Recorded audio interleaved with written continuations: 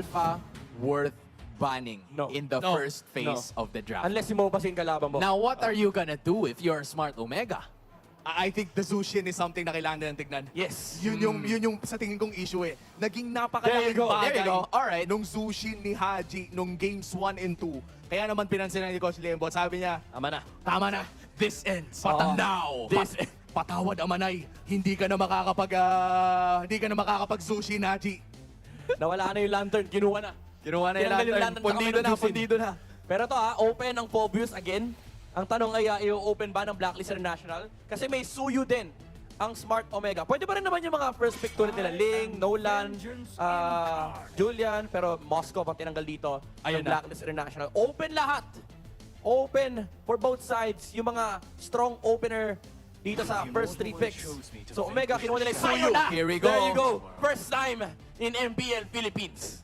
Pinakaunang suyu sa MPL Philippines, si Andorio ang hawak, ang kulot na bangungot ng barangay ang magpapakita sa atin kung paano nga ba ito ilalabas sa pro. Men, si Yin nagsasalita na. Sana all.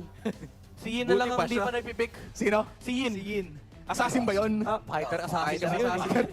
Ayan na Oy! naman. Ayan na naman, Alpha. Ayan na naman, boss. Nang walang- Okay, sige sabihin Naku. natin wala akong Zushin. Pero yung Alpha, never broken, don't fix it. Sabi ni Bonchan kasi, ang tinanggal mo lang naman, isa ro sa 4 eh. So baka malamang sa malamang makita na naman natin, Rafaela ulit, Bruno. Oo. Marami pang configuration Almighty. dito yung Blacklist International. Pwede nga rin yung Harit actually. Pwede lang kunin yung Harit sa side ng Blacklist. You cannot take Harit at as early as this from the side of Smart Omega kasi pwedeng kunin yung Lunox Oo. for Blacklist. Pero alam mo, napakatalino ng mga gold lane matchups na naririnig ko. Pero a part of me wants to see the Beatrix coming in from OHEB eh. Hindi man na Why not super eh? sakto. Parang ito na yung picture perfect game 3 after Oo. winning 2-0. Yeah. Oras na, labas na ba ang sniper? May chance na makita natin yung Beatrix, pero if they will go for that, baka sa second phase. If they want to go for a gold lane right now, might as well take either Claude or Carry. Claude Carry or potentially Harit, tapos tanggalin nila yung Lunox. They go for Aurora instead. Wow, Okay. Counter engage versus the Gatot. And maganda rin yan actually, versus the Suyu. Oh, tsaka kung tutuusin, no, yung mga skills ng isang Suyu ay saktong-sakto din lang yung range. Kahit yung knockback ay pwede pa rin tamaan ng Frigid Glacier. At, you know, there were a lot of things na sinabi rin ni Coach Bonchan via tiebreaker time. Sabi niya, siguro, huwag kaming magpabaya. Huwag kaming makontento na nakapasok lang kami sa playoffs na wala namang nag-e-expect. And I feel like heading into the series, that's what they've been, you know, holding on to. Not a lot of expectations, not a lot of pressure, which is the reason why the agents, the players of Coach Bonchan have been performing like this so well, and they are 1 win away from getting to the upper brackets. Parang mensahe din kasi to, no, para sa Madla na ito na talaga yung playoffs mode ng bagong Blacklist. Let's remind ourselves, bagong Blacklist na to. Yes, you still have Haji and OHEB, but this is a very new Blacklist with the same old minds running it. Nahihirapan ako sa draft ng dalawang Oh my. Ayun na yung Rafaela Bruno, Nahihirapan tinanggal kasi ako na. sa nahihirapan ako sa... Okay lang. Parang bagong luma kasi to eh. Ito nga eh, bagong luma. Tingnan mo, kami Omega nagbaban na ng Rafaela. Naapekto na sila. Na parang, guys, hindi na draft kalaban natin yung strategy. Parang ano na, no, we need to consider all possibilities. Like, kung meron man pocket-pick yan, na feeling natin pwedeng gamitin, hindi na natin pwede pakawalan yun. Oo, pero ano Kulang na lang mag-este si Coach Yan. Malay mo! Coach Hoy. Bonchan, di na. Malay Este mo! sa ulit yan! Malay mo, hindi natin sure. Kasi Pwedeng Alpha lumabas. yan. May kasamang Alpha, may kasamang Hylos, Oh my Anihil.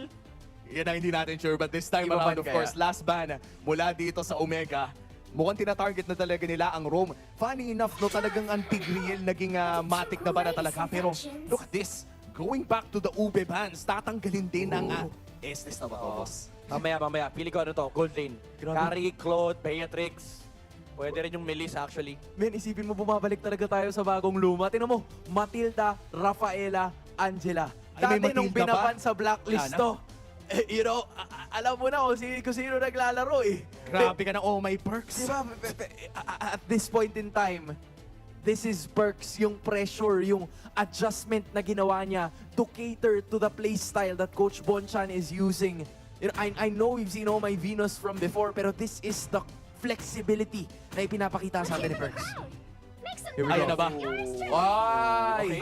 Flinex, Rome. Hylos Rome. Ayos, Alright. so, pwede rin namang, hindi, malabo na. Kasi, nisip ko, may gumagawa ng CC Gold din eh, pero I mean, pwede naman gamitin ni Ohe, pero I think mas reliable dito yung mga marksman na gold lane. Unless tinatago talaga nila yung Lunox kasi parang pwede mong i-bait yung Harit sa side ng Smart Omega. If they do go for the bait, no, pwede mangyari yun. If mag-Lunox naman yung Smart Omega, let's say unahan nila yung Blacklist na kunin namin yung Lunox instead of Harit. Ang problema mo doon is kapag nag-Lunox yung Omega, makakapag-Beatrix.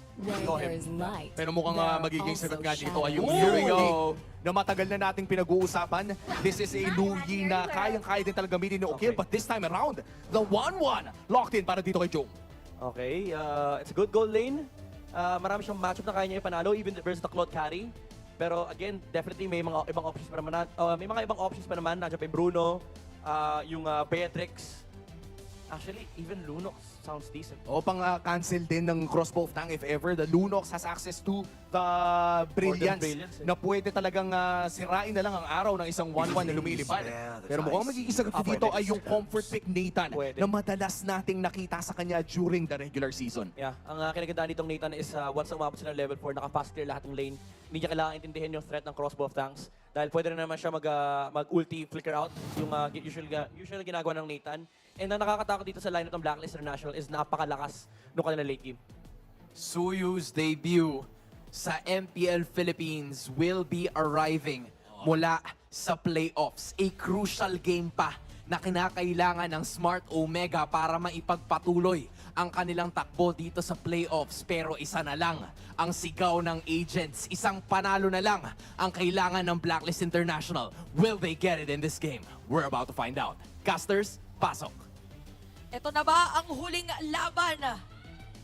O ipagpapatuloy pa ng barangay ang kanilang storya dito sa ating playoffs, sa ating magsatel and bring it up pa rin para ihatid sa inyo Welcome to ang Mobile napakainit na Legends. aksyon for Blacklist International and Smart Omega. Ito yung ibang version naman ng Blacklist International na makikita natin na may capability pa rin na i-flex. Kasi in-introduce nila na parang simula pa lang nung sharing ito na sobrang ube talaga ng idea. Pero dito naman, yung approach yata nila ay may unting chaos. Kumbaga, sa mga pwede mong asahan during team fights. Oh, tsaka parang ano to, gusto nila yung talagang team fight kung team fight, meron silang damage from long range. Yes. Meron silang biglang pumapasok with Lord JF sa hero na parang nakadikit na sa kanyang pangalan. And dun sa isang content na inilabas din ng MPL Philippines, parang kinukwento din ni Oheb yung naging journey nila buong regular season na meron talagang naging struggle for them.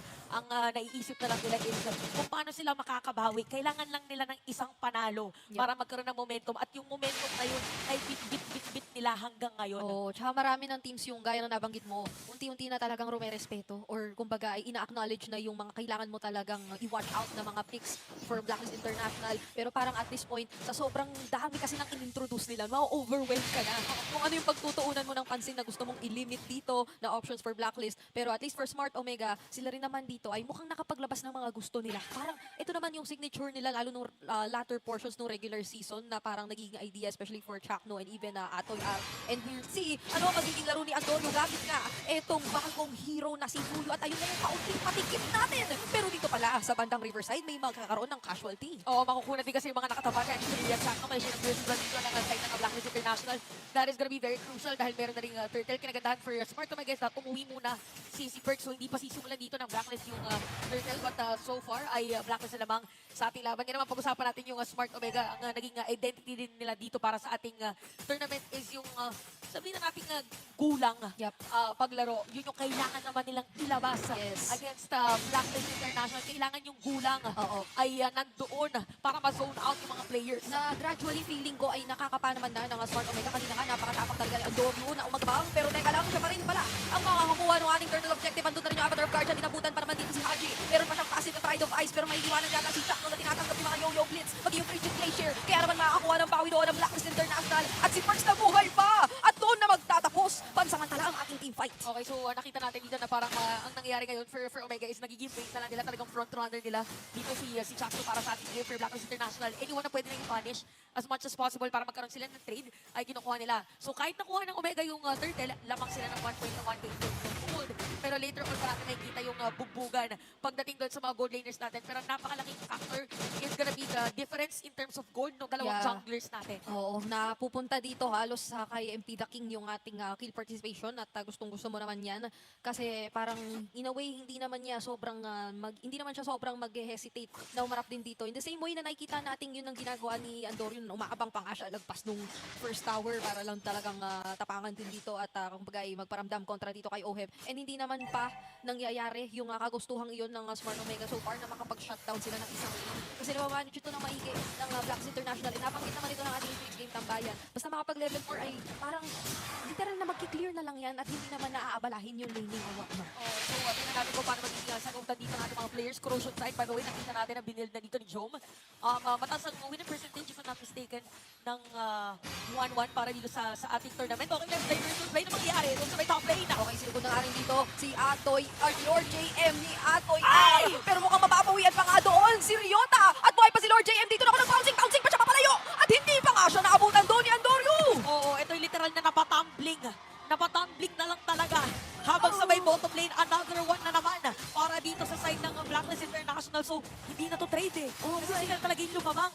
Akala natin, mapapatay nila si Lord JM. Yun pala, makakapatay si Lord JM, makukuha ng Blacklist yung turtle at napatay pa nila si Joma. At this point ay parang napaka-expensive nung ganoong klase ng mga Yes. pagkakamali. Kasi napakaagap talaga ng Blacklist International maghanap ng bawi. Pero speaking of bawi, ito na rin tayo magmumula sa side ng Smart Omega kasi magandang layering of skills ang ating naimamalas mula dito sa kanila. Pero MP The King, yun na nga ang sinasabi nating bawi ng Smart Omega. Nakuha nila ang jungler ng Blacklist International. So ngayon nakikita natin na strength ng lineup ng Smart Omega naman is yung higop, yung vacuum beacon ng isang Lugi, which by the way, nandito sa may bottom lane, so more on vision na kanya ipapakita para malaman na nandito si Oheb. Kaso yung nga lang, parang delikado yata ng katapat ko isang Nathan, ginamit ng Fury of Everything. And Oheb ay makapatay pero patay din naman dito si Okir. Yung abangan at gulatan natin dito.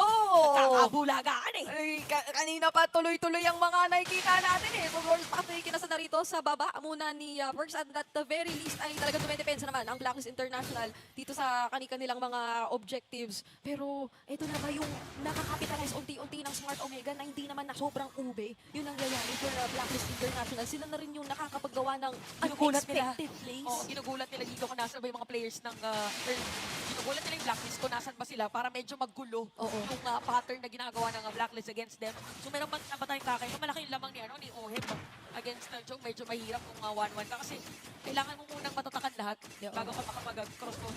Merong skill dito si Oheb na yung parang nalilito.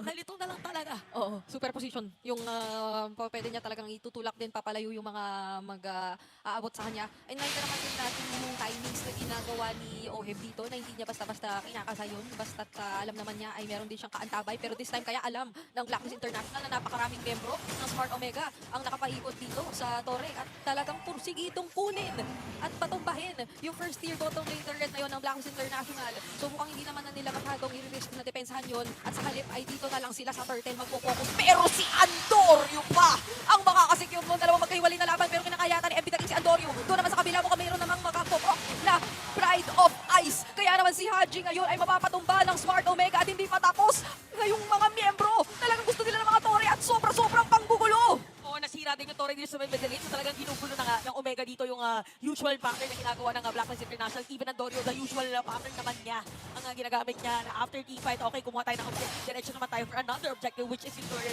dun sa may top lane. So parang nangyayari ngayon is binibilisan ng side ng Smart Omega kasi meron naman silang teleport eh. Meron naman diversion si Okir dito and even si Joe ay sinasama na nila dun sa teamfight. Ano ba kung sinasabi dito is parang tinatry pang i-decipher ng side ng Blacklist kung paano yung magiging sagot nila pero ang nagiging sakit sa goal for them is yung vacuum dito ni Okir. Oo, kasi even if makita natin ang Blacklist International na ginagawa naman yung typical na mag-join forces sila at magsasama dito sa mga teamfights katulad ng mga nakikita natin mula dun sa mga ube na playstyles nila kanina ay yung parang difference na nangyayari ngayon ay yung mas kaya na rin makipagsabayan ng Smart Omega in terms of yung isang bagsakang damage na may Control pa. may nakuha na sila agad-agad na member. Tapos yung sustain dito ay nagiging questionable for Blacklist International pagdating doon sa mga prolonged or extended natin na nagiging team fights. Kasi yun din naman yata, in a way, ang gusto dito ng Smart Omega. Ang dami nilang ways na maka-in-out tapos mapibilhan pa nila ng oras yung damage dealers na makapag-dish out ng damage doon sa mga members ng Blacklist. Oh, eto na, meron na naman tayong panibagong objective, ladies and gents. This is the first Lord para sa ating laban. Maliit na ngayon ang mapa ng side ng Blacklist International. Pero kung mapapansin natin, Perks is still at 2-0-1. So parang hindi pa masyadong napipigilan yung kakunatan ng isang Hylos. Pero kinagandahan kasi because of the dispersion and even rotation, dito yung kill, parang hindi ganun kadali na pumasok at Yes. puntahan yung supposedly pwedeng i-zone ng Hylos. Eto na ulit. Lord ay sinisimulan ng Smart Omega. Nandito si Perks and even Lord JM parang biglang mangpulaga.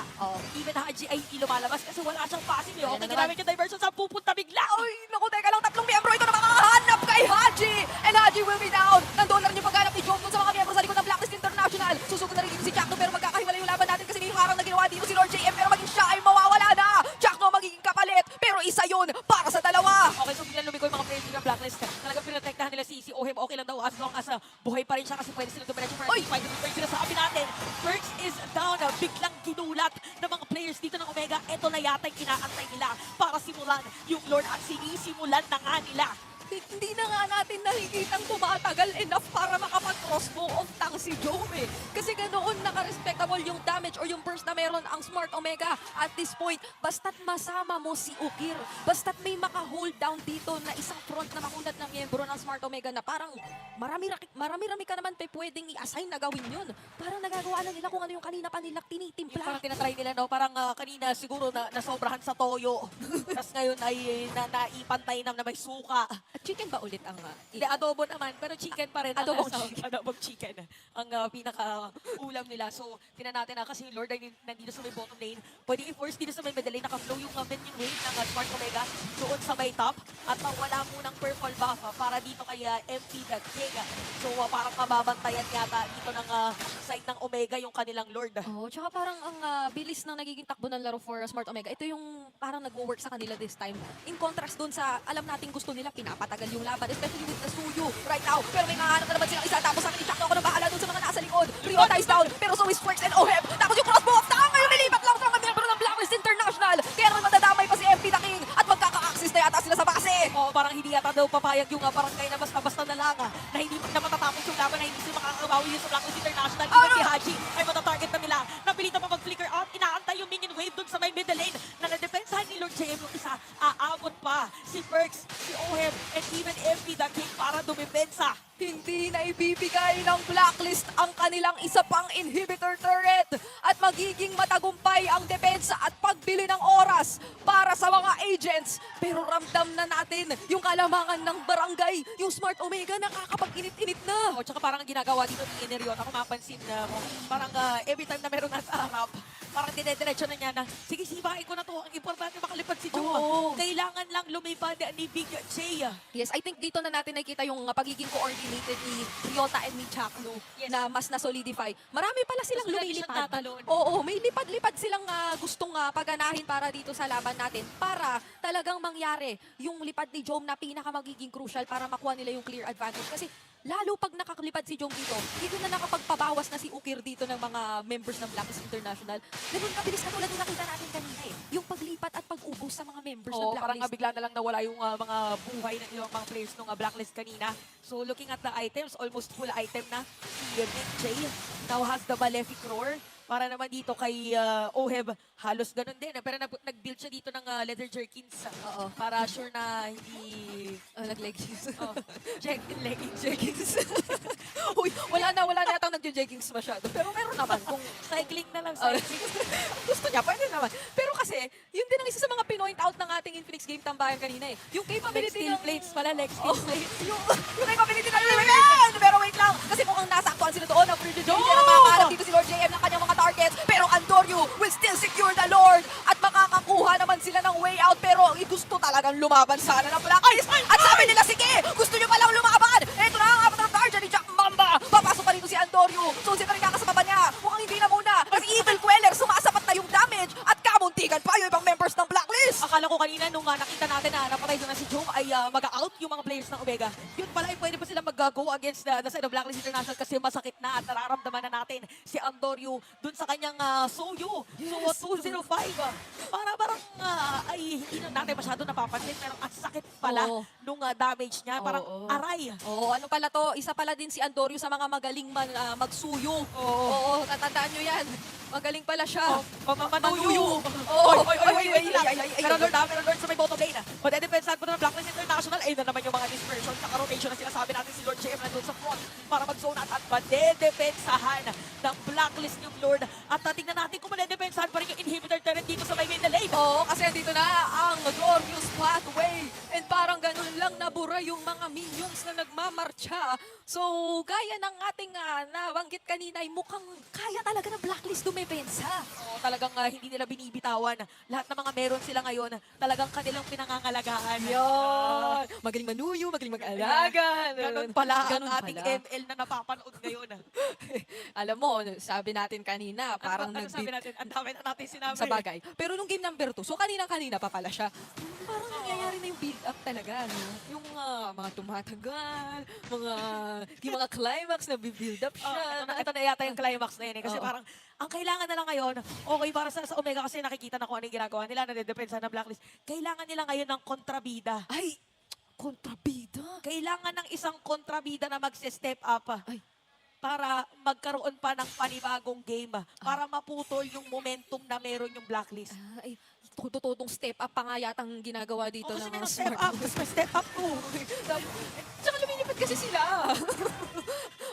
And basta yun na yun. Tignan na natin kung anong kaganapan dito kasi parang halos nagpapantay na yung mga items na hinawakan ng ating... Umaabot na kasi tayo dun sa equilibrium. Di ba? Di ba? 16 seconds. So, Oo. equilibrium na talaga to. Parang padamihan na lang na naipon pang buy and sell. Di ba? Kailangan mo dito ng ng puhunan. Kailangan mo ng pang buy and sell. Sa sobrang bilis nga ng mga pangyayari, feeling natin seconds lang siya. Pero 16 minutes na. Di ba? Dami nangyari. yung mga kaganapan dito. Ito, tingnan natin 3 seconds para dun sa Lord at nag-spawn na nga. Ginamit by the way yung sentry para makita yung Yes. mga players dito ng Omega. And for Blacklist International, kompleto mga spells, merong passing si Haji, ganun din naman sa mga players dito ng Omega. So kung ikaw yung Blacklist at ikaw yung Omega, sino ba ang magandang target na unahin sa teamfight? Oo, kasi parang gusto ng Blacklist International na sigurado silang walang mangyayaring Ay, diversion sige ba? muna. Pero hindi pala diversion ang mauna. Way of the Dragon! Sabay Avatar Guardian! Doon sa kantang likod at mukhang nahihigop pa sila ngayon ng mga dispersion. Kaya naman nararamdaman na ng Blacklist International yung hapde na binabato ng barangay at mukhang makakakuha sila ng napakagandang pick-off. Okay, -1. Si Perks ang kanila nakuha. So wala mo ng Perks ngayon. Kasi na Blacklist, sinisimulan dito na Omega Lord at parang hindi na nga sisilip dito yung Blacklist. Isang malinis at kalmadong pagkuha ng barangay para dito sa Lord. Puso ang kanila yung pinapakita for Blacklist International. Puso din ang kanilang panlaban. Dahil kanina pa nga natin nakikita, nakapit dun sa natitirang 2 inhibitor turret. Oo. Kanina ramdam mo sa Blacklist na ayaw na nila masyadong maglalim muna kasi baka nga may mangyaring diversion, baka gulatin na naman sila rito ng barangay. Pero iba pala yung gulat na gagawin nila. Oh, speaking of gulat, 4 na naka-Winter Crown by the way para yun sa Nako. Blacklist International. Baka makakita tayo ng 4-man Winter Crown just in case na pumasok si Chaksu. Nakita yung diversion doon. Okay, maglayo lang. Para masira yung Tori doon sa may middle lane pero madedepensahan pa rin yung Lord. Teka lang, Shaq, papasok dito. Tapos nako, napakaraming nahuli doon with the dispersion. Makahanap pa rito ng stack si Joe. Mukhang hindi naman, kaya naman makakaligtas pa ang Blacklist International mula doon sa Force of Tank. Pero tatandaan natin, meron naman silang mga winter truncheon gaya na nabanggit dito ni Chantel kanina. So mag-iingat lang din ang Barangay Smart Omega. Nakuha naman nila at least yung isang inhibitor turret. Parang meron tayong trend guide sa inhibitor turrets ng Blacklist. Parang every 2 Lords, tsaka sila nakakasira, first Lord nakasira sila ng isang inhibitor turret. 2 Oo. Lords, inattempt nila yung doon sa, Okay. ilang Lord na ba? 3 pa lang, hindi, tigi isang Lord. Tinry nila yung isang Lord para masira yung gitna. Sa second attempt nila, tsaka nila nasira yung Torres sa mid. So, ibig sabihin ba nito, panibagong Lord? Oh. Yung kailangan natin makita para bumigay yung nag-iisang inhibitor turret ng Blacklist. Pwede. Para talagang mangyari yung build-up na tumatagal. Tapos yung magiging intense talaga yung ating climax dito sa nagkita nating serye. Sakto kasi game 3 na nga naman tayo at nagpaparamdam talaga dito ang barangay na gusto nila na magkaroon tayong lahat ng Di mga pwede. nanonood ng game 4. Sabi, di pwede. Ganun yung nararamdaman natin. And even yung attempt nila na basagin yun, parang naplanado na unti unti-unti eh. Yung kailangan may kitang isa para lumayo sila. Tsaka alam mo kasi parang pagdating kasi sa playoffs, napag-usapan yan kanina sa ano natin, sa tambayan, sa game tambayan na pagdating kasi ng playoffs, parang nag-iiba. Oo. Nag-iibang tao yung mga players na parang may nagigising sa diwa nila na Yes. hindi natin malaman pero playoffs. Oo, yung una natin nakita yun definitely from Blacklist International. Kanina parang iba ang kanilang naging gising eh. Ginulat nila tayo eh sa kung paano nila pinanindigan yung Alpha Zeus, yung Matilda na naging Rafaela, tapos ang dami. nag-iba-iba na siya Ang ng pinagdaanan. daanan. So ngayon, parang nakikita naman natin yung same idea pero sobrang naka-invest sila sa magiging late game capabilities talaga nung Nathan in their lineup. So parang so long naman as hindi mahanap ng Smart Omega yung Nathan, which I feel like kanina pa nila ina-attempt, ay nakakapag-defend talaga ang Blacks International ng paulit-ulit. Grabe, ano, sobrang totoo yung from our introduction na video. Yes. Yung per role kasi yung pinakita sila, yung Oo. mga gold lane. ang linya nila, Late game. kami ang bahala sa amin ng late game. So, laban na to ni Joma at laban din to ni Oheb. Pero syempre, depende pa rin yan kung paano ang magiging suporta ng kanilang mga kakampi ni Chakno and even Perks. Kira at saka ni Haji, ni Antonio, at saka ni MP The King. Kahit na rin kila Chaknusan sila ngayon pupunta, biglang mapupulaga yata anytime walang Ay! Mararamdaman ni Haji na nandun ang mga members. Ukir and Joe. Sila pa yata yung mamamat ni Perks. At nandun na kayo, Entramin! Wala rito kayo, Heb. Wala na si Joe at mukhang gusto nilang isunod si Ukir. Kaya naman nabawasan ng dalawa ang barangay at tatatluin pa kasi maging si Chuck nung mahahanap nila. Okay, so habang nangyayari yun, pinors na lang ng Omega is kumuha ng Lord. Pero tatlong players na nakuha dito ng Blacklist. Take note, 40 seconds, 35 seconds bago mabuhay ang nauuna. Kinagandahan para sa Omega, buhay pa naman yung Torre nila sa gitna. Pero pwede yata makakuha kahit isang inhibitor turret. And good thing also, sa gitna din, pumunta yung Lord. Okay, so nakalabas naman Ay! yung Lord at Wala lang. mukhang tutulong siya dumepensa. Ginulat tayo doon netong si Atoy R kasi mukhang nag-aarapan na naman sila nung magkabilaang XP laners. Tingnan mo, may sarili talaga